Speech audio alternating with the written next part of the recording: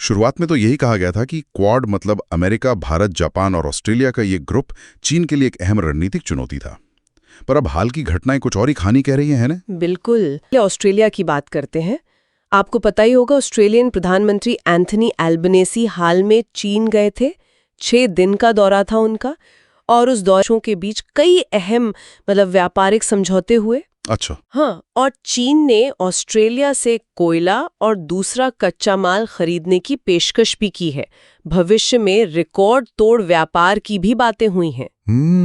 ये तो दिलचस्प है, खासकर अगर हम सोचें कि ऑस्ट्रेलिया तो अमेरिका का कितना करीबी सहयोगी माना जाता है, कि कैसे ऑस्ट्रेलिया ने अमेरिका के कहने पर ही फ्रांस के साथ वो $90 अरब वाला पनडुब्बी सौदा रद्द किया था। जी हाँ, बिल्कुल। तो फिर ये बदलाव क्यों आया? स्रोत क्या कहते हैं इस पर? देखिए, सामग्री के अनुसार एक बड़ी वजह ये बताई जा रही है कि अमेरिका ने ऑस्ट्रेलिया पर कुछ टैरिफ लगा दिए थे, और वो भी तब जब अमेरिका का ऑस्ट्रेलिया के साथ कोई व्यापार घाटा है ही नहीं, बल्कि अमेरिका ज्यादा बेचता है ऑस्ट्रेलिया को। तो इसे ऑस्ट्रेलिया में एक करीबी दोस्त की तरफ से पीठ में छुरा घोंपने जैसा महसूस किया गया, ऐसा स्रोत बताते हैं। अच्छा, तो ये कारण रहा। ऑस्ट्रेलिया की ये रणनीति तो समझ आती है। अब जरा भारत की तरफ देखें, स्रोत वहां क्या संकेत दे रहे हैं? भारतीय विदेश मंत्री की चीन यात्रा का भी जिक्र है शायद। हाँ, बिल्कुल। स्रोत बताते हैं कि भारत की विदेश मंत्री चीन गए और वहाँ के जो शीर्ष नेता हैं, राष्ट्रपति शी जिनपिंग, विदेश मंत्री और यहाँ तक कि राष्ट्रीय सुरक्षा सलाहकार से भी मिले। और इन बैठकों में व्यापार में जो बाधाएं हैं उनको हटाने और जो भारत का बड़ा व्यापार घाटा है चीन के साथ, उसे कम करने पर काफी खुली बातचीत हुई। नीति है वो पूरी तरह राष्ट्रहित पर आधारित है, कोई हमेशा के लिए दोस्त या दुश्मन नहीं होता। तो क्या स्रोत ही कह रहे हैं कि भारत अब चीन को एक दोस्त की तरह देख रहा है? नहीं, बिल्कुल नहीं। स्रोत इस मामले में बहुत साफ है। चीन अब भी भारत के लिए एक प्रमुख प्रतिद्वंद्वी है, नंबर 1 चुनौती। ये जो कदम है, स्रोत के मुताबिक ये पूरी तरह से एक सामरिक चाल है और शायद अस्थायी भी।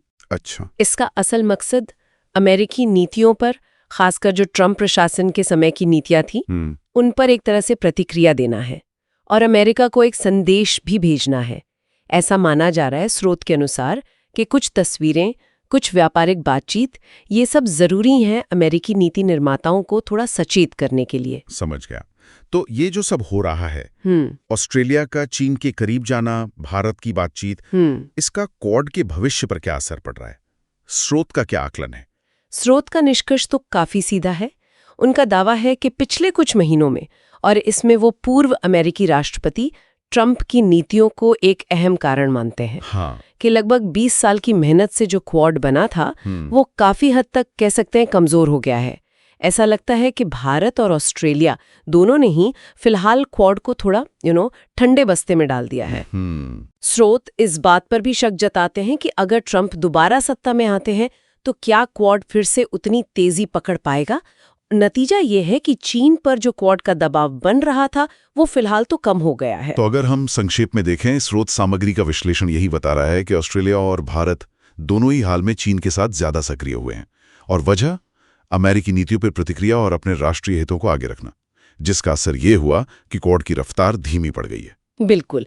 और ये पूरी स्थिति एक बहुत अहम सवाल भी खड़ा करती है, जिस पर शायद हमें सोचना चाहिए कि जब देशों के अपने हित और उनके प्रमुख सहयोगियों की नीतियां इतनी तेजी से बदल सकती हैं, तो फिर इस तरह के जो रणनीतिक गठबंधन बनते हैं, उनकी असल में लंबी अवधि में स्थिरता और प्रकृति क्या होती है। ये देखना होगा कि ये गठबंधन बदलते वैश्विक मंच पर कैसे टिक पाते हैं या शायद अपना रूप ही बदल लेते हैं।